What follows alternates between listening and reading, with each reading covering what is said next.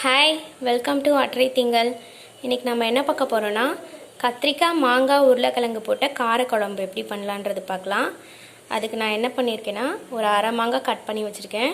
ஒரு உருளைக்கிழங்கு தோல் எடுத்துகிட்டு கட் பண்ணி வச்சுருக்கேன். பெரிய பெரிய பீஸாக கட் பண்ணிக்கோங்க. நெக்ஸ்ட்டு ஒரு 5-6 கத்திரிக்காய் வந்து இப்படி நீள நீளமாக கட் பண்ணியிருக்கேன். புளி ஊற வச்சுருக்கேன். ஒரு பெரிய வெங்காயம், ஒரு தக்காளி, கருவேப்பிலை எடுத்திருக்கேன். இப்போ நம்ம எப்படி பண்ணுறதுன்னு பார்க்கலாம். Let's go. இப்போ நான் அடுப்பில் வந்து வடை சட்டி வச்சு எண்ணெய் ஊற்றிருக்கேன்.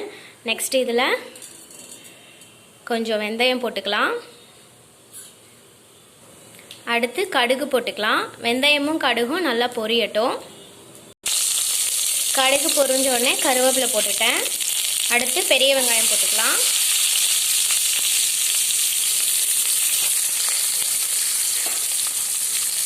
பெரிய வெங்காயம் போட்டு நல்லா வதக்கிடலாம்.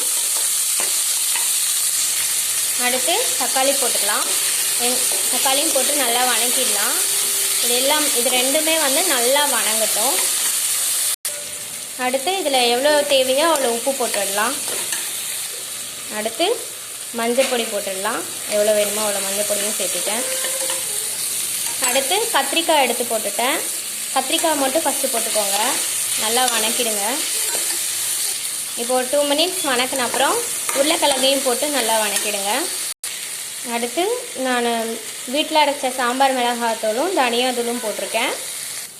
இப்போ வந்து நம்ம அந்த மிளகாய் தனியா போட்டுட்டு ஒரு பரட்டிட்டு மாங்காவையும் போட்டு நல்லா பரட்டிடலாம். இப்போ நான் எவ்வளோ தேவையோ அவ்வளோ தண்ணி ஊற்றிட்டேன். இது நல்லா கொதிக்கட்டும், காயெல்லாம் நல்லா வேகட்டும்.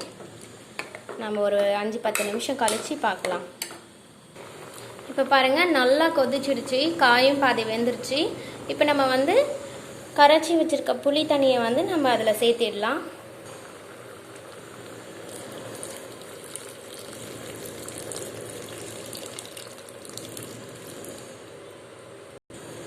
இப்போ நம்ம வந்து புளி தண்ணியை வந்து சேர்த்திட்டோம்.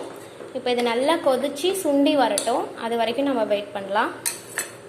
இங்கே பாருங்கள், நல்லா சூப்பராக வந்து சுண்ட காஞ்சிருக்கு. செமையாக எல்லா வெஜிடபிள்ஸும் வெந்துடுச்சு. இப்போ நம்ம வந்து இறக்கிடலாம். அவ்வளோதான் ஃப்ரெண்ட்ஸ், நம்மளோட கத்திரிக்காய் மாங்காய் உருளைக்கிழங்கு போட்ட காரக்குழம்பு கமகமானு ரெடி ஆகிடுச்சு.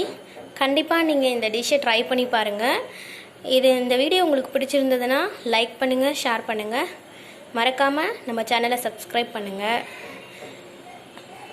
Thank you.